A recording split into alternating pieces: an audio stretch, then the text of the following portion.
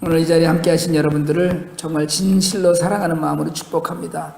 하나님께서 여러분들의 삶에 어렵고 힘든 모든 고난 가운데서도 주의 은혜와 능력을 더하실 줄 믿습니다. 혹시 이 다음에 여러분 죽은 이후에 무슨 말을 듣고 싶으세요? 죽음 다음에 나 죽으면 난 무슨 말을 듣고 싶다.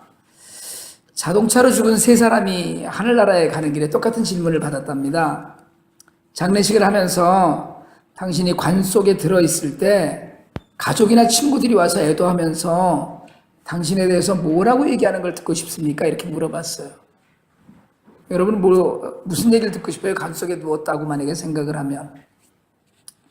의사인 첫 번째 사람이 이렇게 얘기했어요. 저는 유능한 의사였으며 훌륭한 가장이었다는 이야기를 듣고 싶습니다. 그랬더니 교사였던 두 번째 사람이 이렇게 말했답니다. 저는 아주 좋은 남편이었고 아이들의 미래를 바꾸는 훌륭한 교사였다는 말을 듣고 싶습니다. 그렇게 얘기를 했어요. 그랬더니 세 번째로 좀 부유한 환경에 있던 사람이 그런 얘기를 했습니다. 저는 이런 이야기가 듣고 싶어요. 저 사람이 움직인다. 무슨 얘기인지 잘 모르시겠죠? 죽어서 관 속에 누워있는데 사람들이 저 사람이 움직인다, 이런 다시 살아나고 싶다는 생각인데, 여러분 마지막으로 이 세상을 떠날 때 어떤 조사를 읽어주기를 원하시는지 한번 마음속에 새기는 삶이 늘 되기를 원합니다. 내가 죽는다는 것과 그리고 누군가가 내가 죽은 이후에 나에 대해서 이야기할 거라는 생각을 잊지 않고 살면 실수하고 살지 않을 수 있어요, 사실은. 인사 한번 하실래요? 앞뒤로. 당신 때문에 살 만납니다. 오늘 우리가 읽은 본문은 사복음서의 여러 가지 기사 중에서 굉장히 친숙한 본문이거든요. 풍랑이는 물 위를 걸어오시는 주님, 그리고 물 위를 걸은 베드로, 그리고 그 빠져가는 베드로 건져주시는 주님. 이 가운데 정말 그 주님의 능력, 하나님이신 예수 그리스도, 그리고 정말 용기 있는 사람인 베드로, 그리고 믿음이 부족하였던 모습을 보여준 그 주님의 제자들, 그런 이야기입니다. 오늘 본문 22절에 예수께서 즉시 제자들을 재촉하셨다라고 시작을 해요. 그렇게 시작을 하거든요. 그러니까 이 본문은 사실은 앞에 있는, 오늘 그 마태복음 우리가 읽은 성경의 앞에 있는 13절에서 21절까지 그 오병이어의 기적이 일어난 이후에 일어난 사건입니다. 그러니까 이 이야기를 같이 묶어서 생각을 하면 오늘 우리가 읽은 본문의 앞부분은 이해가 되는 건데요. 제자들이 설교 가운데 병고침을 받은 많은 사람들이 날이 저물도록 이제 식사를 하지 못해서 주님께 이제 청했잖아요. 그러니까 주님이 갈 것 없다, 너희가 먹을 걸 주어라, 이렇게 얘기하시고, 제자들은 또 먹을 걸 주라고 하니까 그 받은 것으로 사실은 제자들이 무리에게 나누어 주었다. 이제 오늘 이런 이야기를 이 앞에 본문에서 사실은 하는 거예요. 그러니까 너희가 주어라, 그리고 먹을 것을 주니로 이제 연결된 이 본문 가운데서 여러분 우리가 느낄 수 있는 게 뭐가 있냐면 5,000명이 먹었다 그러잖아요. 5,000명이 먹었는데 우리가 이걸 대략 2만 명이다. 작년 남자만 5,000명이었으니까요. 제자들이 때를 지어서 이렇게 앉은 사람들 가운데 50명, 100명씩 앉으라고 하셨으니까 그렇게 앉아있는 사람들 가운데 먹을 걸 갖다 준 거예요. 그러니까 저는 이 장면을 생각할 때마다 얼마나 신이 났을까. 그 음식 날라다 주면서 거기 뭐 모자라? 또 갖다 주고, 더 먹을 거야? 더 갖다 주고 하면서, 그리고 얼마나 또 뻐기고 싶었을까. 그런 생각이 들어요. 우리 주님이, 다 우리 주님이 하시는 일이야. 그러잖아요. 왜 뭐 애들도 자기가 갖고 있는 게 뭐 좀 있으면 뻐기고 자랑하고 싶어 하는데, 빈들에서 아무것도 없었는데 그저 조그만 애가 내놓은 도시락 하나를 들고 그 물고기 2마리, 보리떡 5개를 갖고 5,000명이 먹고, 그냥 먹은 것만도 아니고 배부르게 먹고, 그리고 12광줄이나 남겼다고 그랬어요. 살만 났겠죠? 뭐 어땠을 것 같아요? 그러니까 이제 사람들이 다 먹이고 난 이후에 예배가 다 끝났어요. 그러니까 예배 끝나고 설교 다 듣고 친교 끝났어요. 그러니까 주님이 빨리 집에 가라 그러신 거예요. 얼른 빨리 다 가라. 그러시고 저도 오늘은 친교 끝나고서 그냥 빨리 가라 그러면 여러분들이 좋아하실래나? 성경 공부하지 말고 가라 그러면? 그래 놓고 제자들은 재촉해서 보내셨어요. 건너편으로. 그러니까 제자들 입장에서는 여러분, 제 생각에는 이게 좀 섭섭했을 것 같아요. 그 사람들한테 먹을 거 잔뜩 갖다 줘. 내가 2번 갖다 준 사람도 있는데 그 사람한테 인사도 좀 받고 싶고요. 어떤 사람은 분명히 가져간, 자기가 먹고 나서 남은 거를 싸갖고 가는 사람도 있을 텐데 뭐 좀 자랑이라도 하고 누가 연락처라도 물어보면 전화번호라도 서로 좀 나누고 이메일이라도 좀 주고받고 이랬으면 얼마나 좋겠어요. 그 사람들이 얼마나 감사했겠어요. 배불리 먹고. 그러니까 감사하다는 인사라도 들었어야 되는데 이 일이 끝나자마자 주님이 재촉해서 사람들을 보내고 제자들은 얼른 배를 태워서 보내서 사람들과 뭐 섞여서 이러고 저러고 얘기하는 기회를 아예 없애버리셨어요. 오늘 제가 이 본문을 묵상을 하면서 늘 읽는 이야기지만 믿음은 모든 것이 내 것이 아니고 내가 갖고 있는 것조차 나의 것이 아닌 걸 인정하는 것이다. 여러분 지금 좀 잘 된다고 자랑할 일도 아닙니다. 어차피 주님 일이고요. 주님이 하시는 일이거든요. 여러분 우리가 IT 같은 데 가면 정말 사람들한테 칭찬 많이 받습니다. 훌륭하다는 이야기를 너무나 많이 들어요. 그런데 사실은 그건 우리가 하는 일이 아니거든요.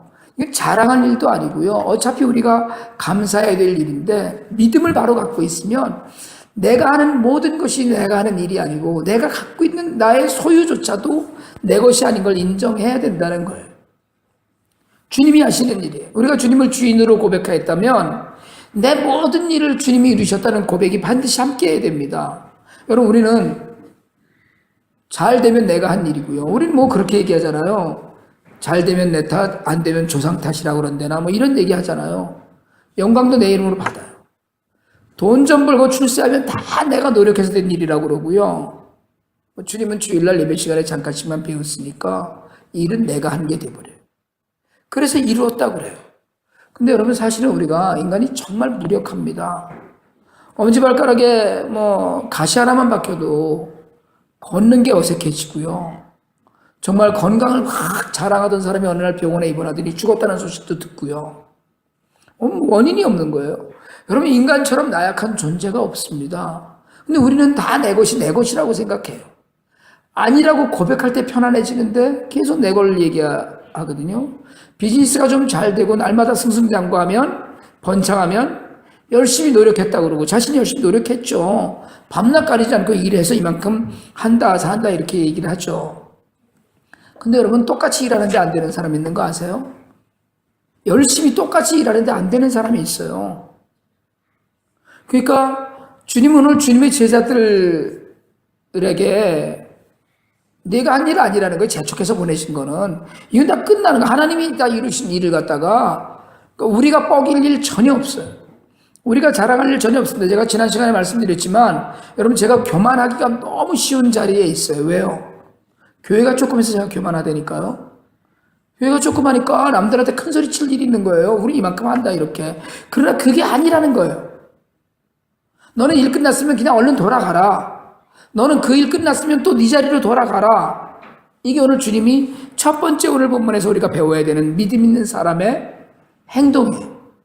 믿음 있는 사람은 안 된다고 해서 울 일도 아니고요. 잘 된다고 해서 뻐길 일도 아니에요. 왜? 어차피 주님의 일이니까 안 돼도 열심히 일하고 잘 돼도 열심히 일하는 그런 삶의 모습이 있어야 되는데 정말 우리는 내가 조금 잘 되면 내가 유능하고 열심히 해서라고 생각하고 조금 안 되면 이 일이 정말 고난이라고 생각을 해요. 그러나 여러분 고난은 고난이겠지만 그 가운데서 뜻하신 하나님의 뜻이 있다는 거예요. 그러니까 믿음을 가진 사람은 모든 것이 내가 갖고 있는 것이 다 내 것이라고 절대로 이야기하지 않는다는 거예요. 오히려 잘 될수록 겸손해서 그래서 저녁 얻어먹은 수만 명한테 인사받을 일도 뒤로 하고 또 다른 목적지로 출발하는 그러니까 이거 끝난 거예요. 여기서 자꾸 인사받으려고 그러지 않고 또 다른 목적지로 떠나는 것, 곧 이건 내일이 아니라는 거예요.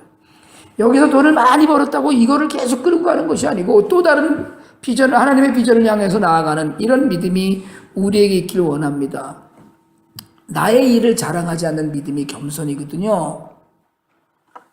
보냈어요. 여러분, 하나님이 이래 뒤를 돌아보며 미련을 남기지 마시고 오늘 부족한 것 때문에, 오늘 연약한 것 때문에 한탄하지 마세요. 하나님은 반드시 하나님의 능력으로 일하십니다. 우리에게는 오늘 5,000명을 먹이고 그리고 그 자리를 떠나는 서운한 마음을 가졌을지도 모르는 제자들이 새로운 목적지를 향해서 출발하는 그런 출발이 오늘 우리의 삶의 믿음의 모습이 되기를 원합니다. 근데 여러분, 오늘 본문에서 제자들이 육지를 떠나 한참 되었는데 풍랑이 일었다고 그래요. 이게 저는 늘 불만이에요. 주님이 가라고 그러셔서 간 거거든요. 제자들이 가겠다고 그런 게 아니에요. 그것도 이 배를 꼭 타야 돼. 재촉하면서 등 떠밀어갖고 주님이 태우셨어요. 그런데 주님이 명령해서 떠냈는데 가보니까 풍랑이 일어요. 여러분, 이번 문에서 우리가 교훈을 얻기를 원합니다. 믿음은 고난도 인정하는 거예요. 고난도 주님이 우리에게 필요해서 주신 것이라는 걸, 그걸 인정하는 겁니다. 여러분, 믿는 자에게 고난이 있습니다. 어떻게 그런 일이 일어날 수 있어요? 그러나 여러분, 성경은 우리에게 곳곳에서 믿는 자들에게 닥치는 고난을 가르쳐요. 대표적으로요, 정말 대표적으로 믿음 그러면 본받는, 어쩌면 예수를 가장 닮은 사람이라고 이야기했던 바울도 그 인생 전체가 고난이었어요. 어떻게 보면 그냥 로마의 시민권자로, 그것도 뭐 태어나면서부터 시민권자였고 공부를 많이 한 바리새인으로 살았으면 편안하고 정말 유대의 지도자가 되었을 거예요. 근데 예수를 만나고 나서요, 회심을 하고 나서 바울은 유대인의 박해나 로마의 박해를 온몸으로 받으면서 살았어요. 심지어는 몸이 좀 아팠는데 하나님이 고쳐주시질 않는 거예요. 고쳐달라고 그랬잖아요. 고쳐주세요 3번 했는데 내 은혜가 내게 족하다고 그러고 안 고쳐주시는 거예요. 여러분, 고난조차도 내게 허락하신 하나님의 뜻이라는 걸 믿는 것이 진정한 믿음이거든요. 그러니까 바울 같은 경우에는 돌아다니면서 매도 무지하게 맞고요, 정말 여러 번 죽을 뻔했다고 그랬고, 뭐 40에 하나 감한매, 그게 이제 법이 39대를 때리는 게 법이었으니까 그걸 5번이 죽도록 맞은 거예요. 죽도록. 뭐 3번 태장에 맞고 1번 돌로 맞고 3번 파선하는데 뭐 그 일주야를 그냥 깊은 가운데서 지냈다, 뭐 이런 이야기 있고요. 강도의 위험, 강의 위험, 동족의 위험, 이방인의 위험, 위험이란 위험은 다 겪고 다니는 거예요. 어디만 돌았으면 칼 들인 강도가 뭐 있지를 않나. 예? 어디만 뭘 하면 정말 그 거짓으로 자기를 모함하려는 사람들이 있지 않나. 정말 여러 번 줄이고 목마르고 여러 번 굶주렸다고 바울이 이야기해요. 언제? 예수의 복음을 전하고 예수의 사랑을 전하고 교회를 세워가고 선교하러 돌아다니는 동안에 이런 어려움을 겪었다는 거예요. 주님을 따르는데 당하는 고난이 있어요. 주님께서 보내셔서 갔는데 풍랑이 일었어요. 주님께 구하면 가장 좋은 걸 주신 줄 알았는데 마치 다 끝난 것 같아 보이는 일들이 눈앞에 펼쳐지기 시작을 해요. 여러분, 이런 일이 너무나 많습니다. 주님이 등 떠밀어서 분명히 그 믿음을 안고 갔는데 고난과 아픔이 있고요, 심지어는 순교해야 되고, 정말 좋은 거 주님이 보내셨기 때문에 이제 5,000명이나 먹이고 이런 그 화려한 그 생각을 하면서 배를 타서 더 영광스럽고 영화로운 일이 생길 줄 알았는데, 그런데 풍랑이 일어서 뒤집어지고 죽을 것만 같은 일들이 앞에 있더라는 얘기예요. 여러분, 우리 인생에도 똑같습니다. 주님이 오시는 날까지 이어질 교회거든요. 그런데 그 앞날이, 여러분, 여기서 정말 고난이나 아픔이나 어려움이 있다는 거예요. 오늘 이 고난 가운데서도 하나님이 행하실 일이 있다는 걸 믿는 믿음이 우리에게 있기를 원합니다. 분명 주님이 이루실 계획이 있어요. 절대 버리지 않으세요. 때로는요, 제가 늘 그런 말씀 드리는데, 저는 아이들을 키우면서 하나님과 나와의 관계를 굉장히 많이 새롭게 했어요. 아, 이런 마음이셨겠구나. 애들 그러잖아요. 여러분, 정말 애들을 잘 키우는 부모는 애가 넘어진 아이를, 아까 우리 잠깐 그런 얘기 했었는데, 안 일으켜 줍니다. 일어나 얘기해요. 계획이 있어요. 애가 좀 아플 때도 있고요. 그렇죠. 공부를 좀 못할 때도 있고요. 그렇죠. 살다 보면 어려운 일을 당하기도 하고요. 그럼요. 그래도 사랑하고 있어요, 여전히. 그래도 내 아이예요, 여전히. 주님이 보내셨는데 풍랑? 아니, 주님께는 또 다른 계획이 있으셔요. 보여줄 게 있으셔서 있는 일이에요. 그게 아니면 보여줄 기회가 없는 일들이 있어요. 여러분, 죽지 않으면 부활을 못해요. 죽지 않은데 어떻게 부활하겠어요? 죽어야만 부활이 있거든요. 부활이 있어야 영광이 있는 건데 우리는 죽기를 싫어하는 거예요. 그러나 주님은 풍랑 가운데 제자들을 보내셔. 혼자 기도하러 가셔서 저물매 혼자 계셨다고 그랬어요. 혼자. 제자들은 가고.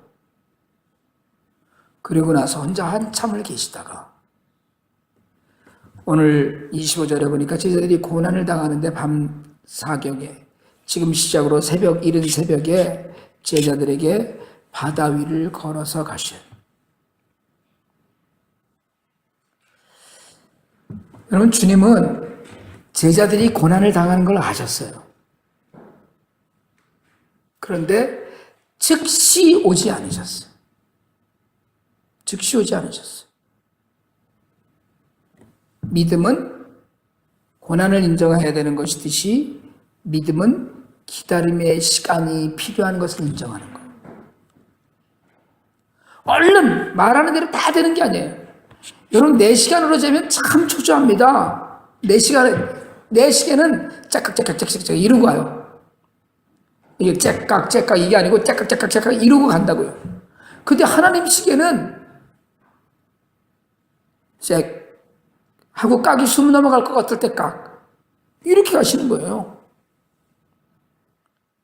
하나님 명 짧은 놈 숨 죽겠습니다. 뭐 이래도 묵묵부답이셔요. 여러분 아세요? 하나님 곤란하면 대답 안 하시는 거? 절대로 곤란한 일 생기면 나타나질 않으셔요. 주님은 풍랑에 고생하며 고난당하는 제자들에게 그 제자들에게 얼마나 긴 시간이었겠어요. 새벽까지니까. 여러분 생각해보세요. 혹시 저녁에 다 이렇게 해서 보내고 재촉해서 보낸 걸 우리가 아무리 양보를 해도 9시, 10시에 배 탔을 텐데 새벽에 서너 시 그러면 적어도 6시간 이상이잖아요. 그런데 그 시간이 지나여 오셨어요. 나사로가 죽게 됐습니다. 이 소리를 들으셨거든요. 아무 이유 없이 이틀을 그냥 거기 더 계셨어요. 특별한 볼일이 그 자리에 있었던 것도 아니에요. 그리고 나사로에게 가셨어요. 병든 나사로가 죽어서 썩은 냄새가 날 때야 나사로의 무덤 앞에 도착하셨어요. 믿음의 기다림이라는 건 주님의 때를 인정하는 거예요. 주님의 때를. 내 시간이 중요한 게 아니고 주님의 시간이 중요하거든요. 혹시 당장 뭔 일이 일어나지 않는다고 하나님이 안 계시다고요? 뭐 우리가 그러겠어요? 지금 내게 이게 필요한데 하나님 주셔야죠, 지금. 근데 안 된다는 거예요. 안 돼, 그거는. 제가 승은이더러 전화를 해서 너 아빠가 돌아갈 때 뭐 사다 줄까? 이랬더니 놈이 무슨 요즘 이제 학교에서 타이핑하고 컴퓨터로 뭐 이제 이런 걸 하거든요. USB 드라이브를 사다 달래요. 근데 지가 USB 드라이브가 4기가짜리가 하나 있거든요. 지가 갖고 있는 게 있는데 이게 이제 간이 커져갖고 잠깐만 기다려봐 그러더니 전화통 붙들고 아마 제가 보기엔 아마존닷컴에는 뭘 찾았는 모양이야. 킹스톤 64기가짜리 하나 사오라는 거예요. 알았어. 그러고서는 끊고 열쇠 고리를 하나 샀어요. 그리고 제가 안 쓰는 8기가짜리가 하나 있었거든요. 킹스턴 게. 그걸 꽂아갖고 선물을 했어요. 간이 커져갖고 64기가짜리를 원하지만 제가 보기엔 1기가짜리 어디 있으면 그거 쓰는 게 제일 좋아. 근데 요새는 1기가짜리는 옛날에 고집사님이 저한테 선물로 사진 하나 넣어서 주신 거 외에는 어디 찾아볼 수가 없어. 알잖아요, 우리가. 얘가 어떤 것이 필요한 줄. 하나님이 아신다는 거예요, 우리가 뭐가 필요한지. 우리는 64기가짜리 하나 주세요 이래도 야 4기가면 뒤집었어. 그게 너무 커. 그것도 이게 돼야 된다는 거거든요. 우리가 원하는 것, 우리가 원하는 시간이 아니라 주님이 계획하시고 주님이 생각하시는 시간과 그 계획 그 가운데 계셔. 주님이 그나마 늦게 오셔놓고 바다 위를 걸어오셔요. 제자들이 기절하는 거예요. 여러분, 큰 그릇은 오래 빚는다 그랬거든요. 큰 그릇은 오래 빚어요. 놀라운 일을 행하시려고 더디게 응답하셔요. 그 안에서 우리의 믿음이 자라기를 원하셔요. 그러니까 믿음이라는 건 큰 일을 행하실 주님을 기대하는 거예요. 그리고 오늘 그 믿음 안에서 정말 부러운 성경 말씀을 만나요. 여러분, 베드로는요, 저는 베드로를 어떻게 주님이 수제자 삼아서 이렇게 정말 그러셨을까 이런 생각이 들어요. 진짜 독특했거든요. 성질도 좀 그랬거니와 좀 모자라 보이기도 하고, 사람이 그래요, 저하고는. 어쨌든 세련된 맛 하나도 없고요. 베드로는 주님이시라는 걸 이제 알고 난 이후에 간청에 무리를 주님처럼 한번 걸어보겠다라는 거예요. 여러분, 이 생각을 강지구는 할지 몰라도 조승은이는 못할 거예요. 제가 보기에는. 아니, 정말 이건 좀 용감하기보다는 용기가 있고, 그리고 사실은 솔직하게 얘기하자면 욕심도 좀 있고 이래야 되는데 어쨌든 다른 제자들과 달라요. 그런데 여기서 하나 베드로에게 우리가 배울 건 대책 없이가 아니라는 거예요. 주님이 명령하시면 말씀하시면 하겠다는 거예요. 주님이 원하시면 걷겠다는 거예요. 이 베드로의 믿음이에요. 말씀으로만 하시옵소서, 그러면 내 하인이 낫겠습니다라고 고백하는 백부장의 고백. 여러분, 이런 고백이 우리에게 있기를 원합니다. 주님이 명령하면 될 거라는 거예요. 주님 말씀만 해도 끝날 거라는 거예요. 그리고 베드로는 물 위를 걸었어요. 여러분, 적어도 베드로가 몇 발자국을 걸었든지 간에 베드로가 발을 내딛고 물 위에 선 순간 우리는 정말 기립박수 쳐야 돼요. 인류 역사상 물 위를 걸은 사람은 예수님 빼고는 베드로 하나밖에 없어요. 예수님이 하나님이시니까 당신이 만드신 물 위 당신이 걸어다니는 거 그거 별일 아니에요. 저는 예수님이 물 위를 걸었다는 건 하나도 신기하지 않습니다. 오히려 예수님이 물에 빠졌다 이러면 신문에 해외 토픽에 대문짝만하게 날 일이죠. 예수님이 물에 빠지셨어? 끝났네? 걸으시잖아요. 그런데 사람인 베드로가 걸었다는 거예요. 여러분 아세요? 무슨 한 발 빠지기 전에 한 발 딛고 한 발 빠지기 한 발 딛는다 이런 말을 하던데, 이렇게 돌멩이 쫙 던져서 물을 수제비 띄운다는 거 혹시 아세요? 왜 모르는 척 하셔놓고 뭘 얘기를 하면 다 해봐놓고, 이길 주사님 같은 분들은 맨날 그것만 하고 놀았을 것 같은데, 저도 어려서 해봤거든요. 저는 여기선 해본 기억이 없으니까. 어려서 해보면 서너 번은 이렇게 막 가더라고요. 많이 가면 6, 7번 가는 사람이 있더라고요. 왜 중요하냐면 펜실베니아에 사는 어떤 사람, 러셀 바이아스라는 사람은 그 돌을 내서 51번이 튀겨서 77m까지 갔답니다. 그게 무슨 기네스북에 올라갔다고 그래요? 사람이 걸은 건 없어요. 사람이 걸은 기록이 기네스북에도 없어요. 중량을 가진 모든 물건은 물에 빠집니다. 그런데 걸었어요. 제자들이 봤어요.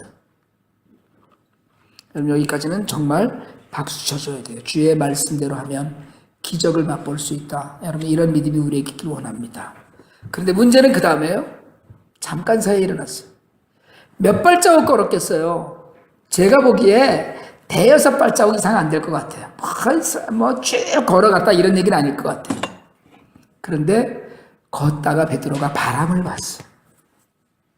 바람 불었겠죠. 풍랑이 일어서 배가 뒤집힐 것 같았는데, 그런데 바람이 얼마나 세차면 어부 출신인 제자들도 그 고난을 당할 정도였는데, 처음에는 그 바람이 부는 바다 위를 말씀만 하시옵소서 내가 걷겠습니다 해서 오라 그러니까 와라 그러니까 발을 탁 떼서 걸었는데, 걷다가 갑자기 바람을 보았어요. 그리고 두려워서 물에 빠졌습니다. 믿음은 바람을 보지 않는 거예요. 믿음은 세상의 바람을 보지 않고 주님을 바라보는 거예요. 주님을 바라보고 걸어갔을 거 아니에요. 오라고 그러시니까. 그러다가 바람을 봤어요. 바람을 보니까 빠져버렸어요. 믿음을 갖고 주님 명령에 순종하면서 나아갈 때, 여러분, 세상에 얼마나 수없이 많은 바람이 우리에게 붑니까? 의심의 바람이 불고요. 사탄이 귀에다 대고 속삭여요. 예수를 배신하라고 그런 얘기는 안 해요. 예수를 배신해. 너는 교회를 그만 나간다고 선언하고 이제 종교를 개종해. 이런 얘기는 사탄이 안 합니다. 대신에 사탄 이야기예요. 그냥 한번 쉬자. 모든 것이 바람이에요. 내일이 걱정되고, 성경 공부에 나중에 해도 되라고 얘기하고, 지금 내 일이나 잘하라고 얘기해. 이런 바람이 불어요. 넌 오늘 성경 통독하기에 너무 피곤해라고 바람이 불어요. 내 일이나 먼저 걱정해라. 이런 바람이 불어요. 천천히 하라는 바람이 붑니다.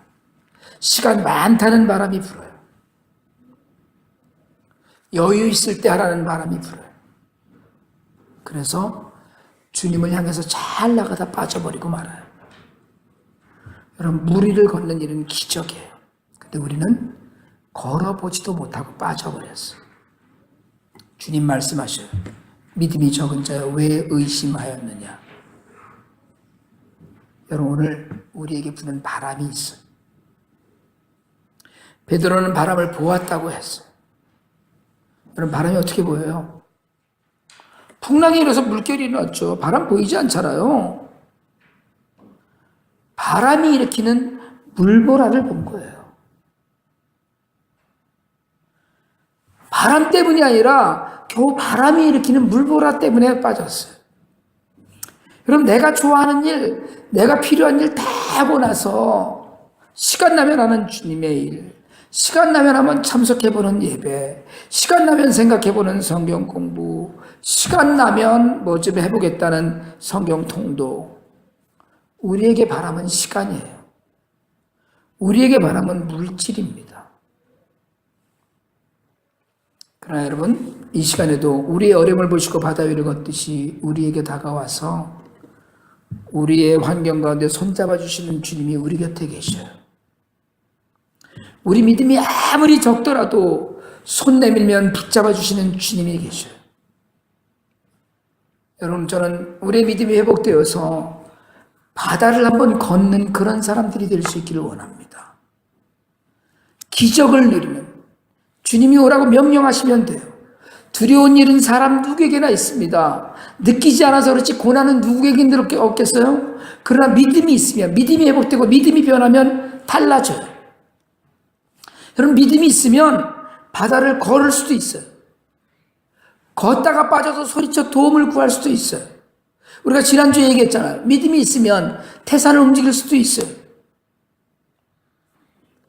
그럼 지체하지 않으시는 주님의 은혜가 우리에게 있어요.